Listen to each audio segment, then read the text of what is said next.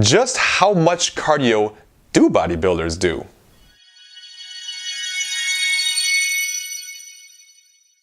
Alright, so what I really want to talk about with this video is that there is kind of this perception out there that cardio completely kills your gains and you can't build muscle if you're doing cardio. So while it is certainly true that there is an interference effect with building muscle and muscle protein synthesis if you're doing a lot of cardio, it's definitely going to be a lot harder to build muscle. Like if you're running out and doing an hour to 2 hours of cardio every single day, good luck building a lot of muscle at that point. However, just because a lot of cardio has an interference effect does not mean just a little bit does.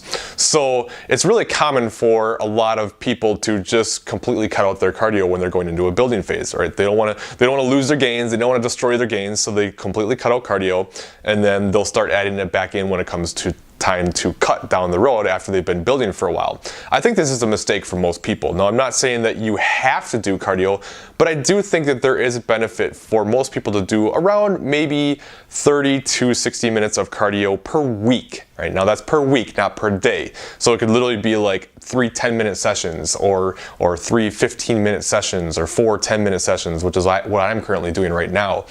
And just keeping some cardio in is really beneficial to me because not only is it healthy, all right, so it's good for your heart, it's good for your lungs and all that type of stuff. So there's the health benefit of it, but it also helps with work capacity, so you're not so drained all the time and you're not having a hard time keeping up with lifting. So like, yeah, you get bigger and stronger without it. And as you eat more calories and you're starting to build muscle and put on some size, you're going to get stronger, but you're also going to have a really hard time with keeping up with the work capacity side of things and doing more work in the gym. So if you have a better work capacity and you can do more work and create more volume, you're going to get better results. So I do think it's beneficial to keep some cardio in. Now that's for in a building phase. Once it's time to cut, yes, your cardio is going to have to come up. Now again, this is going to be different for everybody.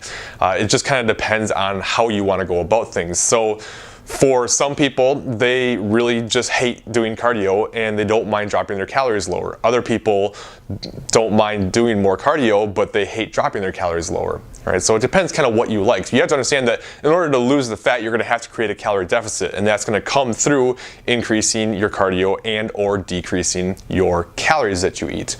So when it comes time to cut, you want to just make sure that you're making a big enough change to elicit a response, and then as things stall out, you make some more smaller changes down the road.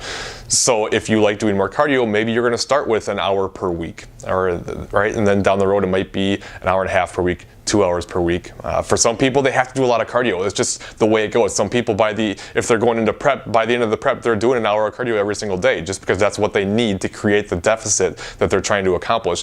Other people can get to the end of prep and be doing an hour of cardio for the entire week, if even. Right? Everyone's a little bit different, so you have to understand that. So it's whatever you have to do to create the deficit needed to be able to lose the weight. So just remember that if you want to maintain as much muscle as possible, you don't want to lose more than about 1% of your body weight on a weekly average.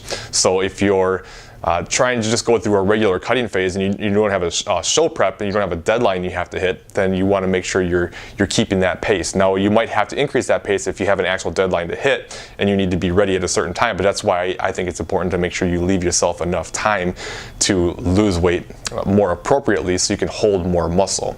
So bottom line, in the off season or in a building phase, I find that it's good to do around 30-40 minutes of cardio, upwards of about an hour at the most. At least 20 minutes to me would be beneficial to have something, right?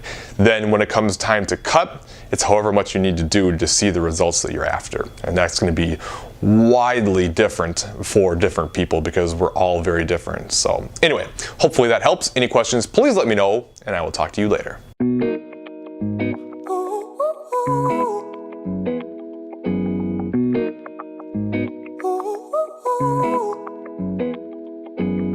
I'm addicted to the love that you're giving. Every minute, every day I've been craving.